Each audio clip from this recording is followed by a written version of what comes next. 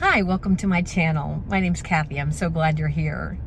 Today I'm doing this video from my car because I'm traveling a bit and did not want to miss making a video. So you guys get the luxurious backdrop of the Royal Thai cuisine. I just came out of having lunch. Busted! You found me out. So today in the video, I want to talk about fight or flight. I want to discuss how much fight or flight has an influence over our health. You guys might know my story, but for those of you who are new to this channel, I'll just tell you a little backstory. Back in 2018, I had a health crisis. I developed over 30 neurological symptoms practically overnight, including spasmodic dysphonia and many other symptoms that would be categorized as Lyme disease. So I had to do a deep dive into the root cause of my symptoms after the doctors had no answers for me. So of course I used nutrition and I used nervous system regulation. And most importantly, I learned to rewire my brain and learned new ways of thinking that would help me get out of the habitual fight or flight that I had lived my life in up to that point. Historically speaking, I was constantly in fight or flight basically from my childhood. And I realize now how much that whole situation played into me ultimately developing such critical symptoms eventually. And when you have spasmodic dysphonia, literally you are stuck in fight or flight, unable to talk or scream. That is the ultimate proof that you're living in fight or flight. So we just have to find a way out of it. So I want to just enlighten you and possibly give you a couple of different ways to think about things so that if you are in fight or flight too, you can learn to find your way out of that as well so that you can find the healing that you're looking for. Staying in fight or flight has so many downsides to doing that. So when we're in fight or flight, all of our resources in our body are diverted to escaping from the saber-toothed tiger. We are in a life or death situation. And when you're in that situation, the body's trying to make decisions. Okay, the most important thing right now is to run away from the tiger, right? We don't need to digest the food. We don't need to repair the cells. We don't care about the immune system long term. We don't care about accessing all parts of the brain. All of these things suffer. We're breathing shallowly, so we're not even oxygenated properly. There's many side effects from being in fight or flight. And unfortunately, our primordial brain, which is the part of it that wants to keep us alive and keep us safe, has a habit of contributing to that fight or flight. And I'll tell you how. Sometimes we develop these different thought patterns that are fear-based, especially if we've had some bad things happen to us through the course of our lives. Of course, we never want those to happen again. And so the primordial brain keeps us always looking for the risks, always looking for possible danger. And again, on a primordial basis, millions of years ago, that was important to do because our physical safety was in jeopardy a lot. And we needed to be very aware of our surroundings, and we needed to always be a little bit vigilant about keeping ourselves safe. But when we're at home, in our own home, perfectly calm and safe, we don't necessarily need to be doing that. And the primordial brain in the modern world is interpreting the little things that happen to us in our daily existence as those dire threats, just like the saber-toothed tiger used to be. So we just have to learn to retrain our brains, because the brain wants to revert to the danger signal at all times. But again, that throws us out of our healing mode. We can't repair the cells. We can't beef up the immune system to kill the pathogens that are basically one of the root causes of all of our underlying symptoms. So we need our immune system. We need it to be in rest mode. We need our nervous system to be in the parasympathetic nervous system versus the sympathetic nervous system, which is what happens to it when it's in fight or flight. The parasympathetic is where all of the repair happens. That's where it's rest and digest. So that's the best place that we can be as often as possible throughout the day. How do we get there? Well, we have to recognize that, sometimes we have some habits that are pretty much ingrained in us from the top down, from our brain, from who we perceive ourselves to be, all the way down to the personality traits that we adopt, and then the actions that finally follow suit, along with the emotions and the energy that come along with those thoughts that are being generated by our identities and our personas. So we get to be like dictated by this primordial brain, and oftentimes we have a lot of personality traits that we have developed over the years that maybe helped us get through a crisis. So as children, we're vulnerable. We don't have a lot of control. So there's a lot of different personality traits that can develop during that time. And I'll walk you through a few of my own and see if you can relate to any of these. First on the list is the people pleaser. And you've heard me talk about this before. This is something that came into being for a good reason when we were kids, because we were trying to get along and not make waves, especially in a family that was kind of volatile.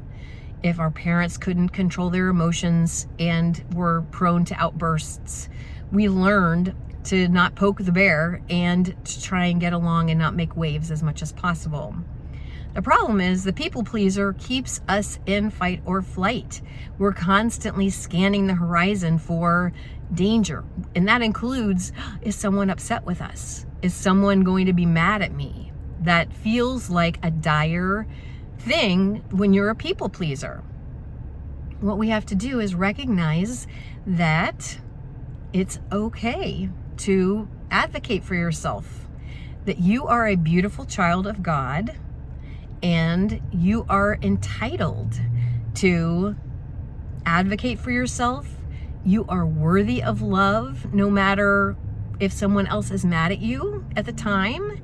You are something that is so precious and needs to be cared for in a way that you need to advocate for. So learning to rewire those parts of our personality, of our brain. So as a people pleaser, maybe we don't let the people pleaser always call the shots. When we're saying, okay, today I am too tired to go meet my friend out for dinner, but I'm going to push through because I don't want her to be mad at me. Instead, maybe we can say, I can't bring the best part of me to dinner tonight because I'm too tired. Maybe we could do it a different night, and start advocating for yourself. That's just an example of how you can make a slight shift. So that's just one of the personality traits. I guess it comes down to, I use 3 basic truths when I am evaluating my personas and which direction I'm going in. Because if it's aligned with these 3 basic truths, I know I'm on the right track. And if it is not, I know I might have some work to do. So first and foremost, I already mentioned, you are a perfect, beautiful creation of God, worthy of love, no matter what. You don't have to earn it. You don't have to do anything to be worthy of it. You already are worthy of it. That's one basic truth. The next basic truth is the body knows how to heal itself and is always striving to do that. And then third is that God and the universe have your back. and the universe is always conspiring for you. So those are 3 basic truths that will help you when you're starting to deal with your personas. So as a perfect, beautiful child of God, I can advocate for myself. It's okay. And I can feel safe within myself, even if someone else is upset with me at the time. It's okay. I just have to remind myself, when it starts feeling uncomfortable, when you're a pleaser and you displease someone, it feels really scary. You're like, they're going to be so mad at me. And you want to immediately make them feel better. But instead of doing that, you stand solid in your decision to do what is right for you in this situation. And then be there for yourself in the aftermath of that uncomfortable feeling and let yourself know it's safe and you're okay. And everything is going to be okay, regardless. So another one of my personas that has reared its ugly head and kept me in fight or flight is my producer persona. That the producer is the one that has the long to-do list and is not allowed to feel good about herself unless she accomplishes most of the stuff on the list. That is someone that is just looking for validation through accomplishment. I like to think of it as a human doing, because you're not allowed to feel good unless you get that list done. So that's how I operated for years and years. And I realized how much that also kept me in fight or flight and kept my immune system depressed and allowed for the viruses to take hold in my body and cause me all sorts of symptoms. Another persona that also has plagued me was my perfectionist persona. I had a lot of pressure on myself at all times to not make a mistake. And when I did make a mistake, I would just berate myself for a long time afterwards. Instead of just saying, oops, I made a mistake. I'm human. People do it. We're allowed to be messy. We have to just recognize that maybe as children, we interpreted the need to do everything just so that we would earn our parents' love or approval, that we don't have to do that anymore. We have our own approval no matter what. And honestly, if you're not making mistakes daily, you're not risking anything and you're not trying something new. It's funny, I heard an interview with somebody and I'm trying to remember who it was. I don't remember, but in this interview they said that their dad at the dinner table would say, how many mistakes did you guys make today? And like celebrate those mistakes, because that meant they were out of their comfort zone and trying something new. And that's hard to do. It takes courage to do that. And so it should be rewarded. Instead of executing everything that's within this certain box all the time, why don't we celebrate like messy tries of something new more often?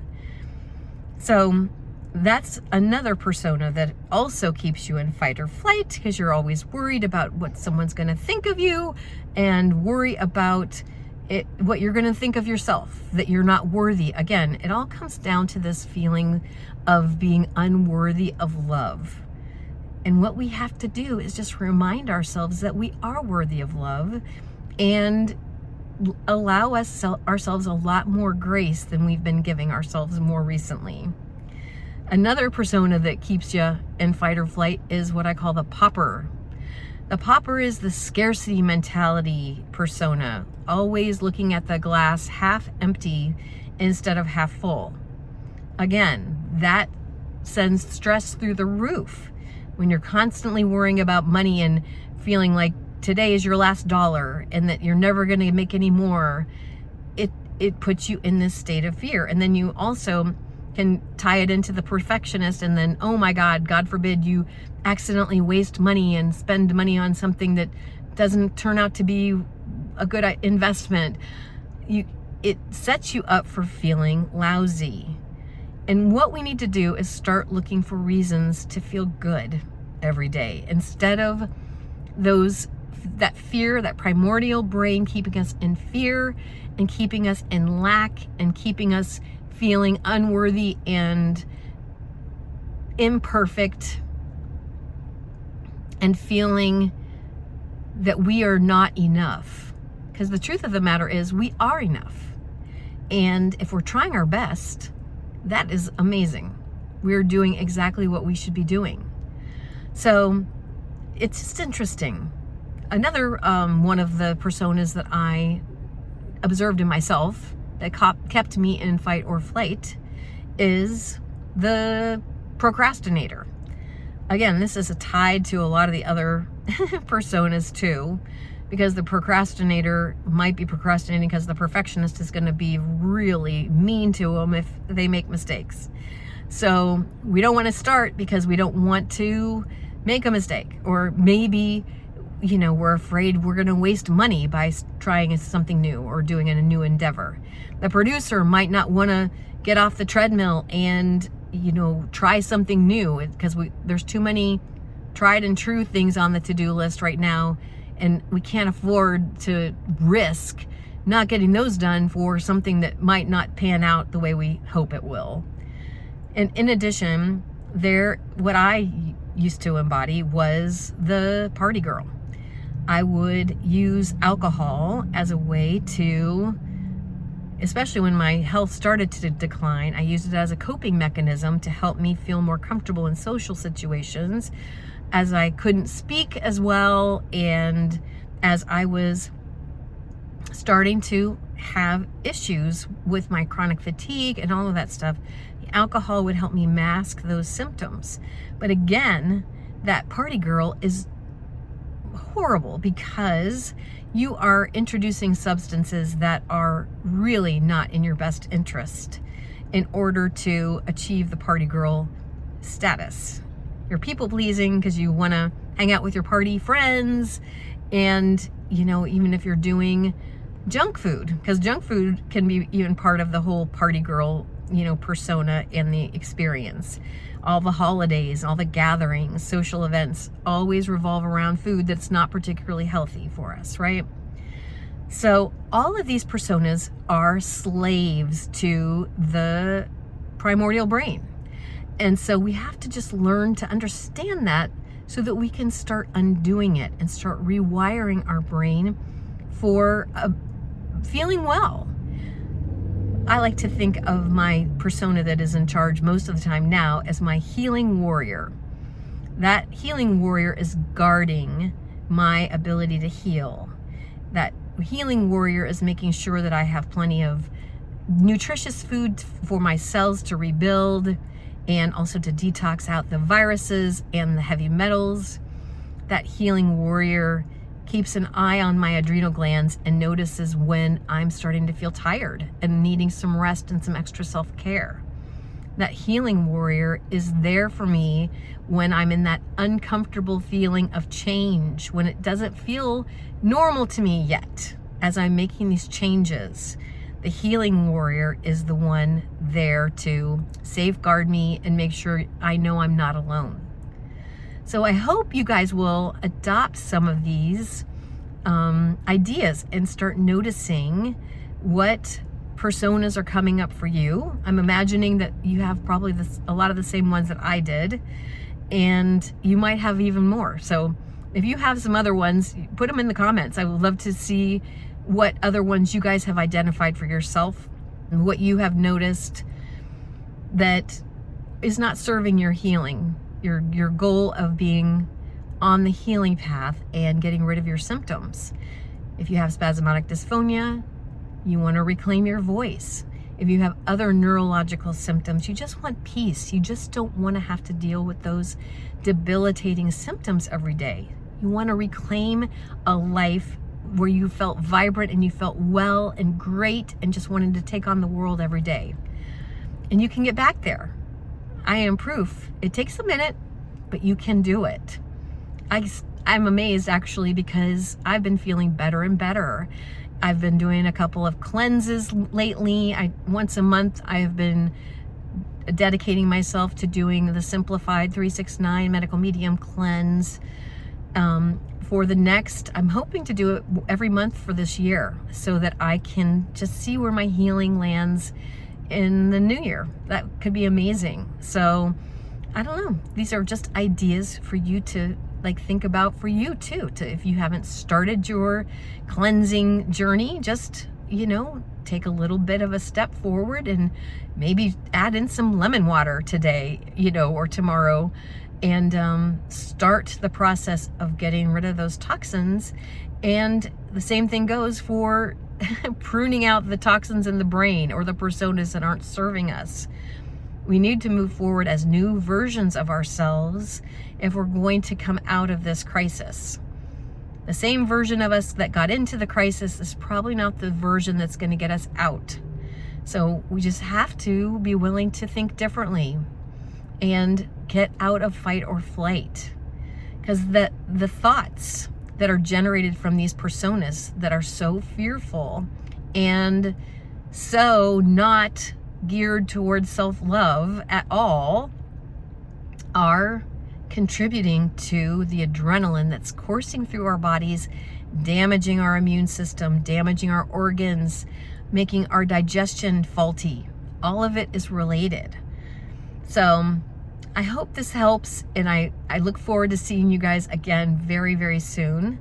I want to tell you about an upcoming challenge that I'm going to be doing for the folks with spasmodic dysphonia. Starting in April 23rd, I'm going to be doing a 5-day challenge every day for 5 days to help people springboard their healing and start the process of reclaiming their voice. So stay tuned. I'm going to post the link for that in the description below so that you can sign up if you would like to join us for that challenge. If you suffer with spasmodic dysphonia, please do. I don't think you will ever regret joining the challenge. It is for free, and it can only help you move forward with your condition and heal it. I love you guys so much. Thank you for tuning in with me, and I look forward to seeing you on the next video. All right, bye.